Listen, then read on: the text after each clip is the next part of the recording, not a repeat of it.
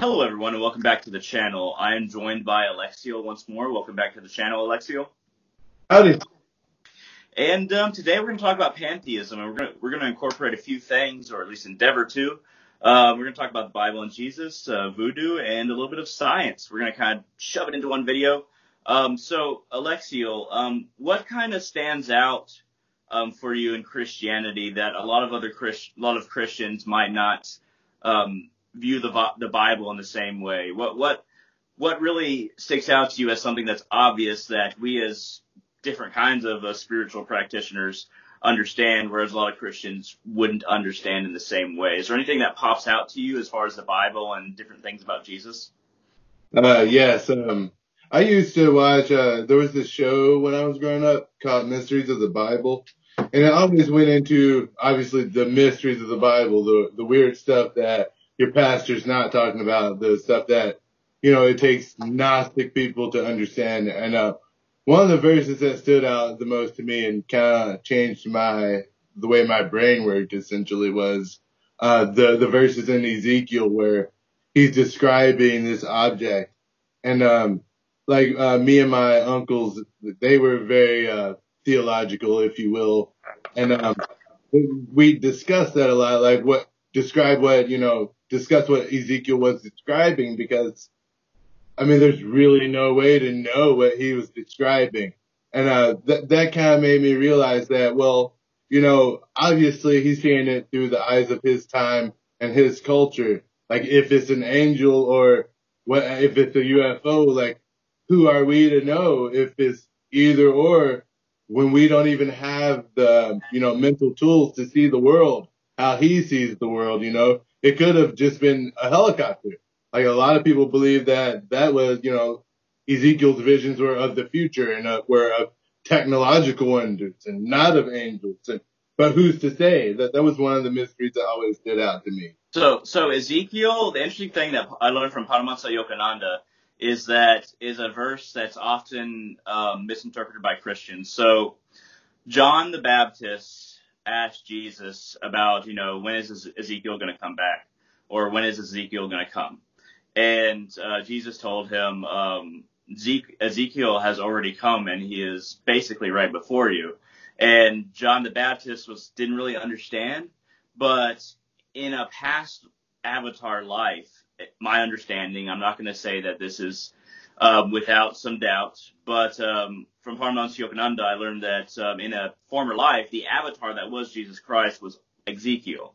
And then now, John the Baptist had a relationship with him back then, but then they kind of switched spots. So Christ, in some fashion, was Ezekiel, and he had come back. So we're talking about two different avatars in Right. Christianity, which is quite remarkable. And so what's your extended question on that? Because there's a lot of things that tied to Ezekiel and Jesus. Do you have any questions about Jesus and his relationship to what Ezekiel was talking about? Well, when it comes to, that was really the whole thing is I never drew conclusions. That was like kind of like how my faith took the turn it took. There's really no conclusions you can draw from that. There are, you can say it's angels. You can say that he was seeing UFOs. If he was Ezekiel, to me, from my understanding now, like through the Brahmin, how many times has Jesus come back? He could come back as many times as he likes. And I feel like really, the mind or whatever makes a person the same person is the level of how awake they are when it comes to being one of the ascended masters. Whatever Jesus is, who he is something higher than what a regular human being is. And I feel like for instance, like with the Dalai Lama, like someone who is born awake, like your identity is beyond that human being or the first human being you were incarnated as.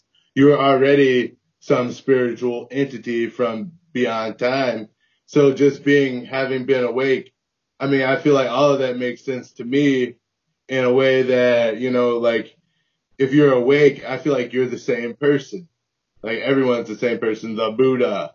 is that awakened being. And I feel like Jesus or whoever that is just really the Brahman awake in that human. Yeah, that makes sense.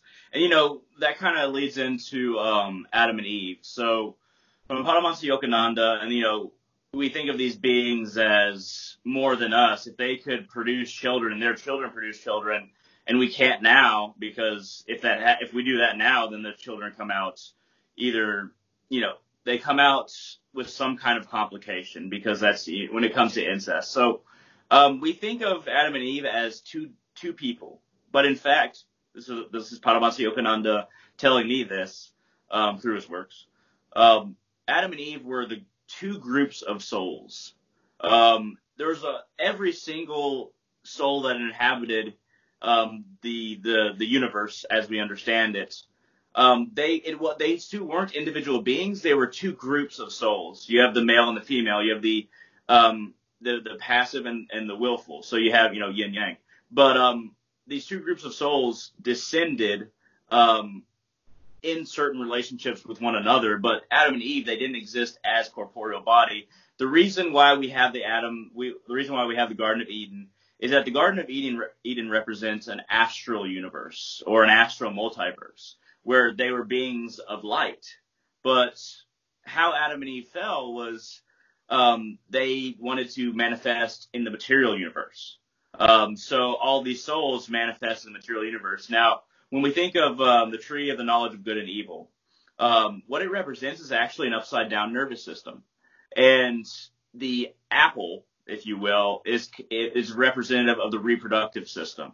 And then the only way that beings can come into existence in the material universe is if they procreate. So Adam and Eve, these two groups of souls, had desires to procreate and, basically exist in the material universe or universes. So the tree of the knowledge of good and evil is an upside down nervous system with the apple or apples being genitalia, and also the human being descending, because we are upside down, into material reality from astral reality. Right. And honestly, it's the only way that sort of makes sense in my understanding, because otherwise it becomes very basic and it becomes almost, I don't know, it becomes something that's not deep and that has no relevancy when it comes to actual reality, because it says in the Bible that people were like better, Adam and Eve were great, and then we slowly are getting worse and worse and worse, and that people, hundreds of years ago lived into their many hundreds of years as far as their life extension. But I think that it's more of a cycle. We're not getting worse. We go through periods where the consciousness that manifests here, for thousands of years, we might descend, and then, there's a couple stages of descending, and then for another few thousand years, there's a couple of stages of ascending. At the bottom is Kali Yuga. At the top is Satya Yuga, I think. Satya Yuga, yes. And right now, we're actually in an ascending Yuga, which is Dwapara Yuga. And we're actually ascending. A lot of people think that we're descending, whether it be very conservative Christians, whether it be people that think we're still in Kali Yuga. A lot of people think that we're descending, we're getting worse, but we're not. We're getting out of the Kali Yuga, actually. And Kali Yuga, I just have to say, Kali Yuga doesn't mean like evil time. It means that basically all the veils are lifted. All the veils are lifted, and we're seeing everything as it is. So that brings out some very intense passions in people, and this can produce material focus, if you will. Does that make any sense to you? Yes. It's really a thing to me, like through my path of like the medicines that I use, of understanding that trees are actually extremely intelligent. And I like the Astaru myths of how creation all came from trees. Also the Celtic myth. There's always a tree there. And like kind of like what you were talking about with the higher realms, trees, mainly their consciousness exists in those higher realms. Like, and by whatever means, it's, humans can't understand it physically, but by whatever means, those trees have lived for hundreds of years. They're that old. They're that wise. Like, they have shared their knowledge through the earth for forever. You know, trees obviously evolved before human beings existed, according to every myth. And then here's the thing, you know, Adam and Eve's souls, they didn't start out as, you know, beings like that are made of meat. We didn't start out as animals or anything like that. Started out as rocks, minerals, and then we evolved consciously. Some are still down there; they didn't evolve very well, but eventually everything will evolve and become one with the source. But you know, it started as minerals, and we became trees and various animals, and we became human. And if somebody does something very bad in this life, then they might, you know, go down in consciousness, be an animal or a plant or something like that.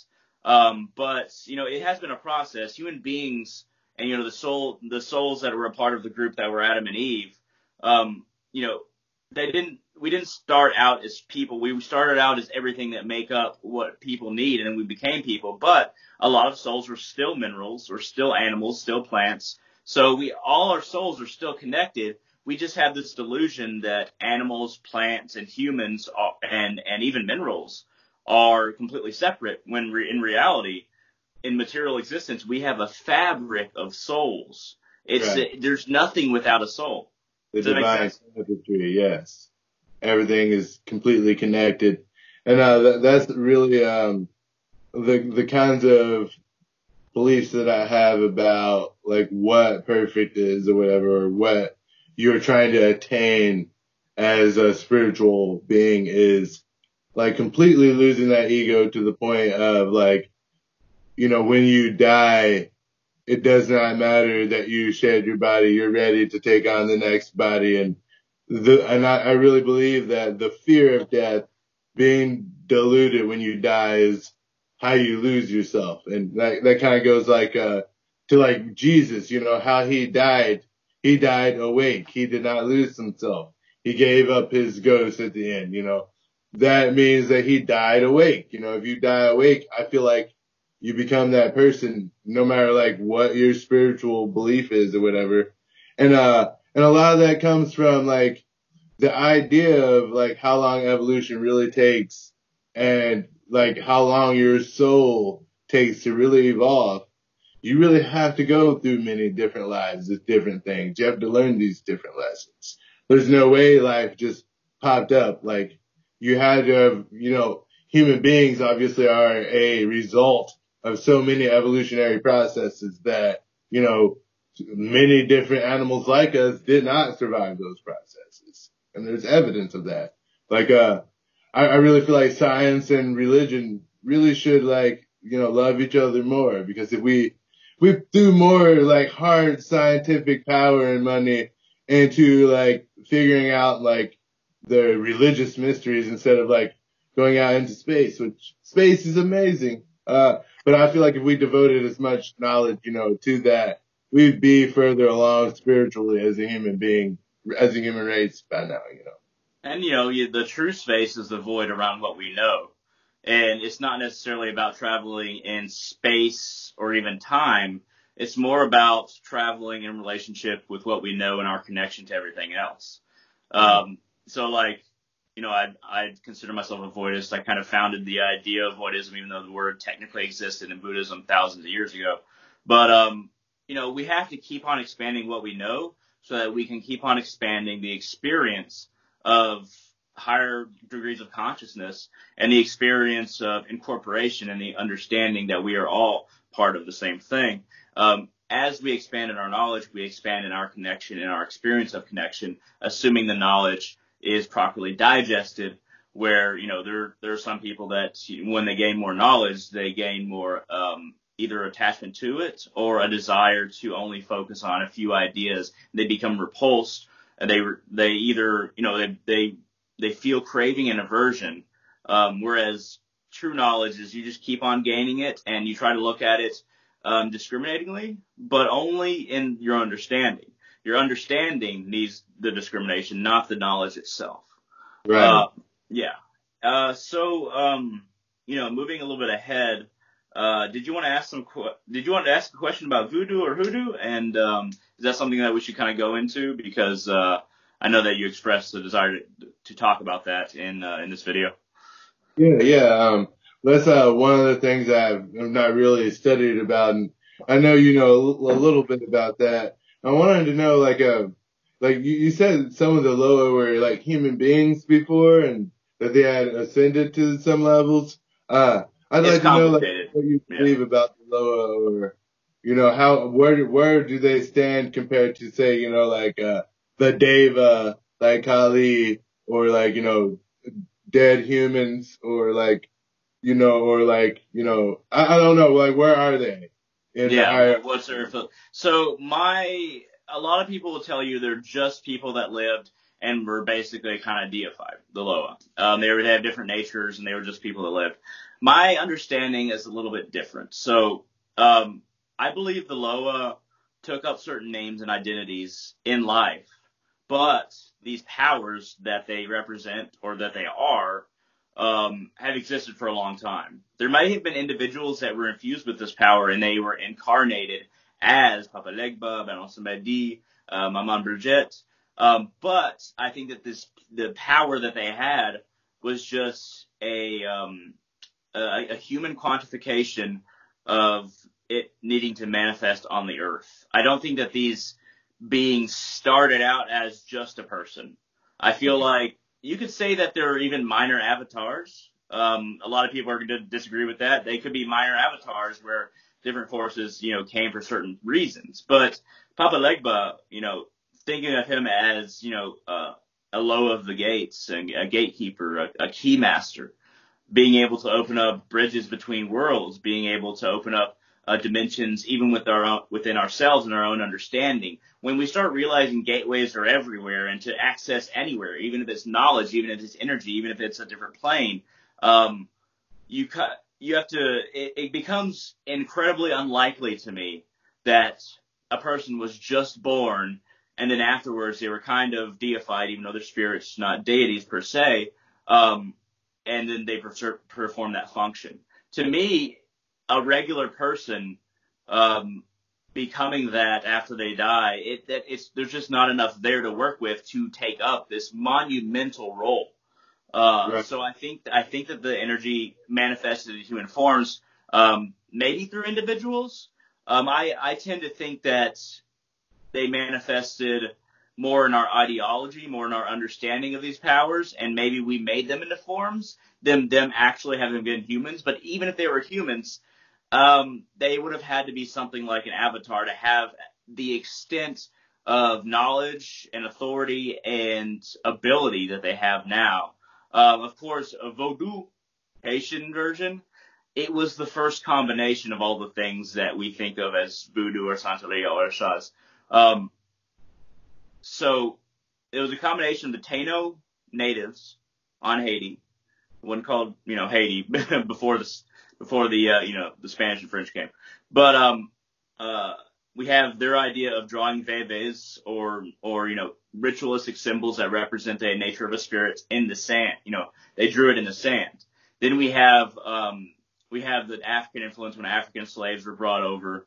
A lot of West African spirituality traveled with them, and then of course we have Catholicism, and you know, the Africans and the Taino natives having to convert to Catholicism, but using those different saints as a cover for the spirits they were actually worshiping in a way that actually fused those saints to the spirits they were worshiping. Of course, we have a little bit of Masonic influence, European magic, but all these things came together to form Vodou. In my opinion, the first combination like this. And then, of course, we have, you know, the American New Orleans voodoo. But Vodou, for me, was the first interesting combination that made the foundation for all the other combinations to be even more relevant later on, Right. and expand in a way later on. So it's a hell of a combination of things, and I love it. I of course have native blood in me. I have a little bit of African blood. For some reason, I don't think it's just my blood the reason I'm drawn to it, But sometimes it is for some people. You know, your blood draws you to a certain path, but you don't have to have any blood relation to somebody who practiced voodoo or a particular culture or a particular so-called race when race doesn't exist. Even ethnicity is a stretch. But for me, Right. it does feel like there's some kind of blood connection. Okay, so we should continue this talk, but let's go ahead and start another part, and then we'll go from there. So thank you all for watching, and then you'll see the rest in part 2. Yep. Later.